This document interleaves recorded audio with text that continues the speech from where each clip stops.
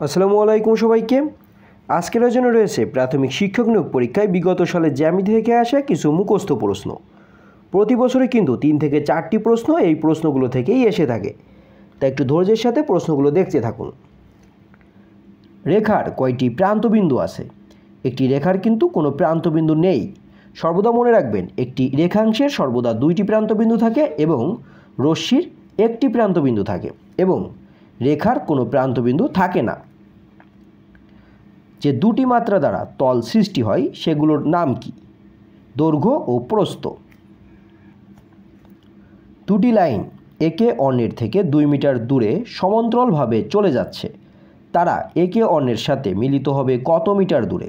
লক্ষ্য করুন, এখানে বলা হয়েছে কিন্তু সমান্তরালভাবে, অর্থাৎ যেহেতু তারা একে অপর থেকে সমান্তরালভাবে চলে যাচ্ছে তাহলে তারা কখনোই মিলিত হবে না, যে কারণে সঠিক উত্তর হবে কখনোই নয়।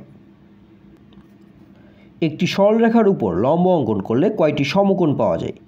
যদি একটি সরলরেখার উপর লম্ব অঙ্কন করি তাহলে আমরা সমকোণ পাব 2টি। 2টি সরলরেখা পরস্পর ছেদ করলে যে 4টি কোণ উৎপন্ন হয় তাদের একটির বিপরীত কোণকে অপরটির কি বলা হয়? বলা হয় বিপ্রতীপ কোণ। 2 সমকোণ থেকে বড় কিন্তু 4 সমকোণ থেকে ছোট, সে ধরনের কোণকে কি বলা হয়, অর্থাৎ সে ধরনের কোণের নাম কি? এ ধরনের কোণকে বলা হয় প্রবৃদ্ধ কোণ। একটি কোণের মান 80 ডিগ্রি হলে একে কি কোণ বলে? যদি কোনো কোণের মান 80 ডিগ্রি হয় সেটি হবে সূক্ষ্ম কোণ। একটি কোণের মান 150 ডিগ্রি হলে তাকে কি কোণ বলে? 150 ডিগ্রি হলে অর্থাৎ তাহলে এটি হবে স্থূল কোণ।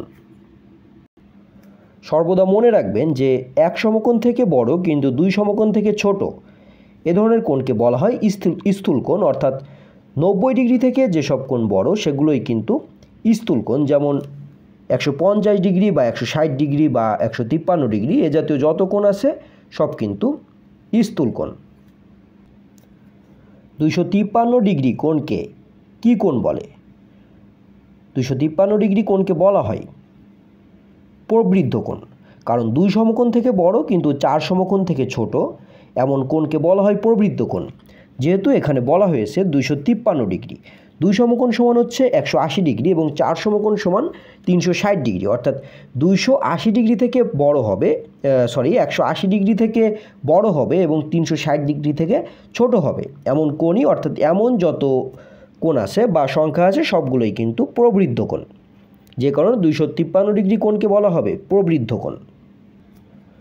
ত্রিভুজের 2টি কোণের সমষ্টি এক সমকোণ হলে, ত্রিভুজের 2টি কোণের সমষ্টি এক সমকোণের সমান হলে তাদের একটিকে অপরটির কি বলা হয়? যখন ত্রিভুজের 2টি কোণের সমষ্টি এক সমকোণ হবে,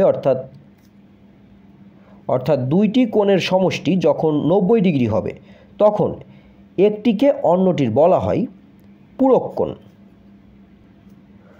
2টি কোণের পরিমাপের যোগফল 2 সমকোণ হলে কোণ 2টি পরস্পর, অর্থাৎ আবার লক্ষ্য করুন, বলা হয়েছে 2টি কোণের পরিমাপ যখন, অর্থাৎ যোগ করলে 2 সমকোণ পাবো। 2 সমকোণ সমান হচ্ছে 180 ডিগ্রি। 180 ডিগ্রি হলে কোণ 2টি পরস্পর হবে সম্পূরক কোণ।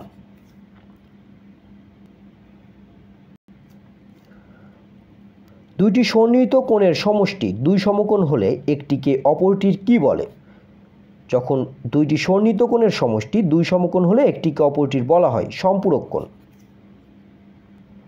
আমাদের আগের যে প্রশ্নটা এবং এই প্রশ্নটা দুইটাই কিন্তু সমান প্রশ্ন, জাস্ট একটু ভিন্ন ধরনের আছে, অর্থাৎ একটু ভিন্ন কোয়ালিটিতে প্রশ্ন করা হয়েছে। কোণ এ সমান 50 ডিগ্রি, এর পূরক কোণ কত ডিগ্রি? লক্ষ্য করুন, এখানে কিন্তু বলা হয়েছে পূরক কোণের কথা। যেহেতু পূরক কোণের কথা বলা হয়েছে সেহেতু আমরা 90 ডিগ্রি থেকে এই 50 ডিগ্রি বিয়োগ দিব, অর্থাৎ 90 ডিগ্রি বিয়োগ 50 ডিগ্রি সমান পাবো 40। তাহলে সঠিক উত্তর হবে 40 ডিগ্রি। 40 ডিগ্রি কোণের পূরক কোণ কোনটি? এখানেও কিন্তু সেম কথা, অর্থাৎ পূরক কোণের কথা বলা হয়েছে। যেহেতু বলা হয়েছে পূরক কোণের কথা সেহেতু আমরা কি করব, 90 ডিগ্রি থেকে এই 40 ডিগ্রি বিয়োগ দিব। 90 বিয়োগ 40, তাহলে পাবো হচ্ছে 50 ডিগ্রি। সঠিক উত্তর খ নাম্বার 50 ডিগ্রি। 65 ডিগ্রি পূরক কোণের পরিমাপ কত? 65 ডিগ্রি পূরক কোণের পরিমাণ হবে, এটাও কিন্তু ঠিক সেম পূরক কোণের কথা। তাহলে আমরা 90 ডিগ্রি থেকে 65 ডিগ্রি বিয়োগ দিয়ে দিব, তাহলে বিয়োগ করলে আমরা পাবো 25 ডিগ্রি। 90 ডিগ্রি কোণের সম্পূরক কোণ কত ডিগ্রি? লক্ষ্য করুন, আগের যে 3টা অঙ্ক ছিল সেখানে কিন্তু পূরক কোণের কথা বলা হয়েছিল, আর এখানে বলা হয়েছে সম্পূরক কোণ। যখন সম্পূরক কোণের কথা বলা হবে তখন কিন্তু আমরা 180 ডিগ্রি থেকে বিয়োগ দেব। তাহলে যদি আমরা 180 ডিগ্রি থেকে এই 90 ডিগ্রি বিয়োগ দিই তাহলে পাবো 90 ডিগ্রি, যে কারণে সঠিক উত্তর হবে 90 ডিগ্রি, অর্থাৎ 90 ডিগ্রি কোণের সম্পূরক কোণ 90 ডিগ্রি। দুটি পরস্পর পূরক কোণের মধ্যে একটির মান 35 ডিগ্রি হলে অপরটির মান কত? এটাও কিন্তু ঠিক সেম অঙ্ক। আমরা আগে যে অঙ্কটা করেছি সেখানে সম্পূরক ছিল, এর আগে করছি পূরক, এখানেও কিন্তু সেই পূরক কোণের কথা বলা হয়েছে। যেহেতু পূরক কোণের কথা বলা হয়েছে এবং একটির মান 35 ডিগ্রি দেওয়া আছে, তাহলে একটির মান 35 ডিগ্রি দেওয়া থাকলে তাহলে আমরা এই 35 অর্থাৎ 90 থেকে 35 বিয়োগ দিব। 90 থেকে যদি 35 বিয়োগ দিই তাহলে আমরা পাবো ক নাম্বার 55 ডিগ্রি, কারণ 90 থেকে যখনই 35 বিয়োগ দিব আমরা তখনই পেয়ে যাব এই 55। কোণ এ এবং কোণ বি পরস্পর সম্পূরক কোণ। কোণ এ সমান যদি 115 ডিগ্রি হলে কোণ বি সমান কত? লক্ষ্য করুন, এটিও কিন্তু সম্পূরক কোণের অঙ্ক, যে কারণে আমরা এবং একটির মান দেওয়া আছে 115 ডিগ্রি, তাহলে কোণ বি সমান কত?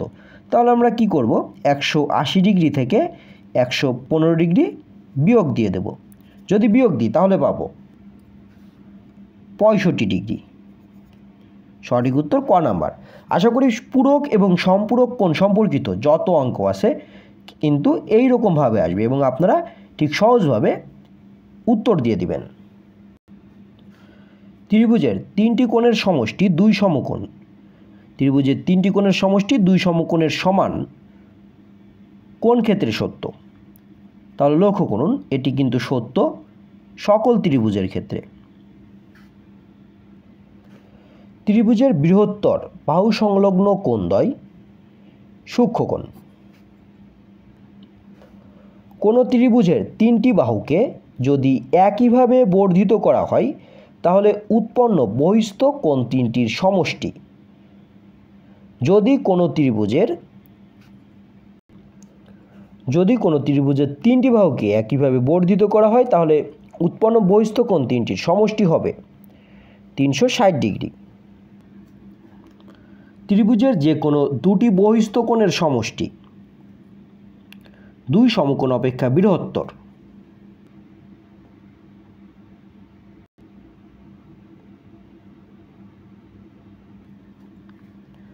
ত্রিভুজের যে কোনো বাহুকে উভয় দিকে বর্ধিত করলে উৎপন্ন বহিস্থ কোণদ্বয়ের সমষ্টি হবে 2 সমকোণ অপেক্ষা বৃহত্তর। কোনো ত্রিভুজের 3টি কোণের সমদ্বিখণ্ডকগুলো যে বিন্দুতে ছেদ করে তাকে বলে অন্তকেন্দ্র। ত্রিভুজের 3টি বাহু উহার অন্তবৃত্তের স্পর্শক। কোনো ত্রিভুজের শীর্ষবিন্দু হতে বিপরীত বাহুর মধ্যবিন্দুর উপর অঙ্কিত রেখাকে ওই ত্রিভুজের কি বলা হয়? বলা হয় মধ্যমা। কোনো ত্রিভুজের মধ্যমা 3টি যে বিন্দুতে ছেদ করে তাকে বলে ভরকেন্দ্র। ত্রিভুজের ভরকেন্দ্র প্রত্যেক মধ্যমাকে কোন অনুপাতে অন্তবিভক্ত করে? 2:1 অনুপাতে। কোনো ত্রিভুজের বাহুগুলোর লম্ব দ্বিখণ্ডক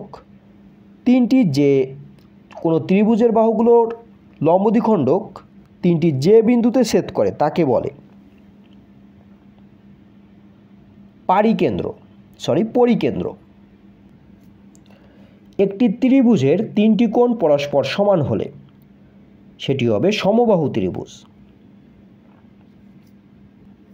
একটি ত্রিভুজের 3টি কোণ পরস্পর সমান হলে সর্বদাই সেটি হবে সমবাহু ত্রিভুজ।